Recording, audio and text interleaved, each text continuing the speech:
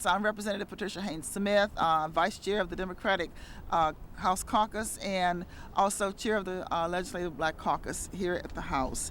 And we just wanted to bring you some information that we think will be pleasant to your ears, we think, because, you know, over the past few months, I guess since January, we've been planning to look at redistricting. And this work started months ago with all the hearings that we had in every region of the state.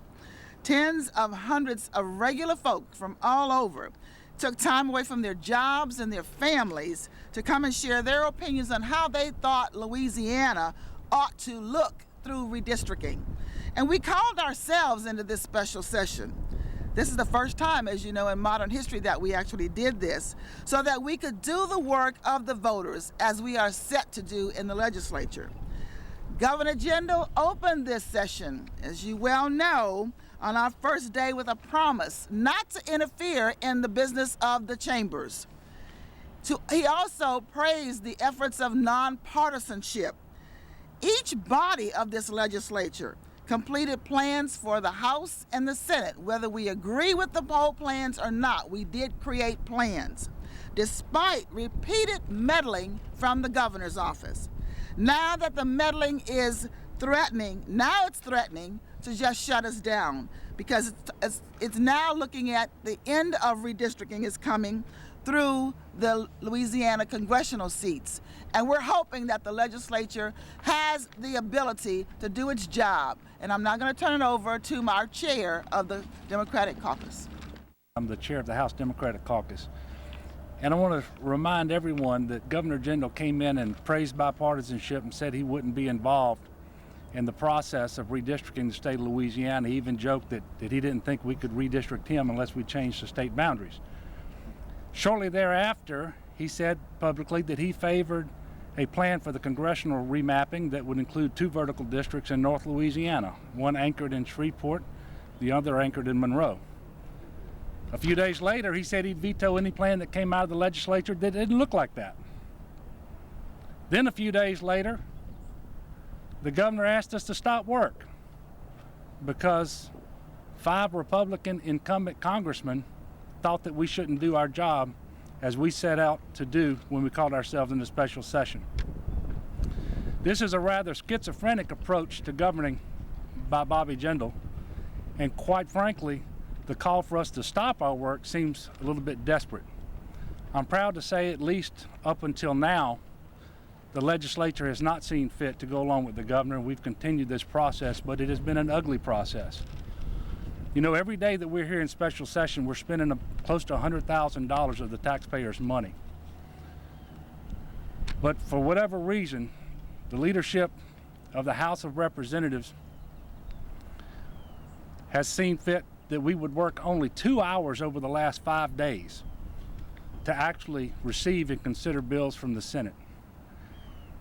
And it is my fear that that's resulted in a stalemated situation. And of course, we're going to know more in the next few minutes as the Senate Governmental Affairs Committee meets and discusses what it's going to do with Representative Ponte's bill.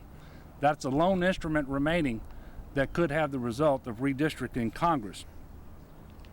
Now, working 2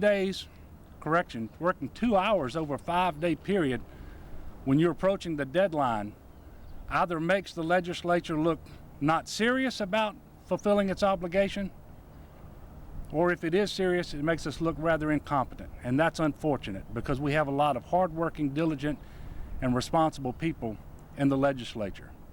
It is my hope that we will not result in a stalemated situation, but that we will forge ahead with the lone remaining instrument and hopefully redistrict Congress. You know, it's incumbent protection is not what we're supposed to be about. And that's what inaction would do. The people of Louisiana deserve to know sooner than later what congressional districts they're in. People who might want to offer themselves for public service by election to Congress ought to know what district they're in so that they can start campaigning and doing everything that they can do to make themselves viable candidates.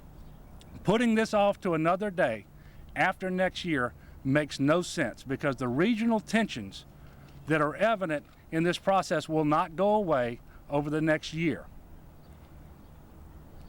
It just doesn't make sense to call ourselves back into another special session next year at greater expense to the taxpayers to do what we can and should do right now. And certainly, protecting these incumbent congressmen is not a valid reason to subject the people of the state of Louisiana to that. So, as I stand here right now, I am hopeful but less than optimistic that we will get our jobs done. But we're going to keep working this process to see if we can do just that. At this point in time, I'll be happy to take any questions. Representative Smith, what would you like to say to the members of Congress, the 5 members that want to push this off? I mean, what do you want to say to them? Back off. Let the legislature do its job. That's what we're here for, and that's what we came here to do. That's what our call is for. Let us do our job, and let us do it right. I'm not sure that there's middle ground. I can only tell you what I am going to do personally and what I'm going to ask my caucus members to do, and that is to not legislate worried about the governor's veto threat. It's his prerogative and under the Constitution of the state of Louisiana to veto a bill if he chooses to do that. That shouldn't govern the way that we decide that we're going to consider bills. And so hopefully we will do our job and leave it to the governor to do his job as he sees fit. If he vetoes a bill after assuring the people of the state of Louisiana he was not going to be involved, I'll leave that to him to explain. And I'll leave it to him to explain why people won't know what their districts are going to look like for Congress until very shortly before the election. And what happens next year if someone files litigation over the plan to redistrict Congress, or the Justice Department doesn't approve, and we can't have elections in October of next year? We can't start the next session of Congress with 7 congressmen. Which one of them is going to resign? You know, we need to get our business done and stop this foolishness and get serious and act like we're competent and do the people's business.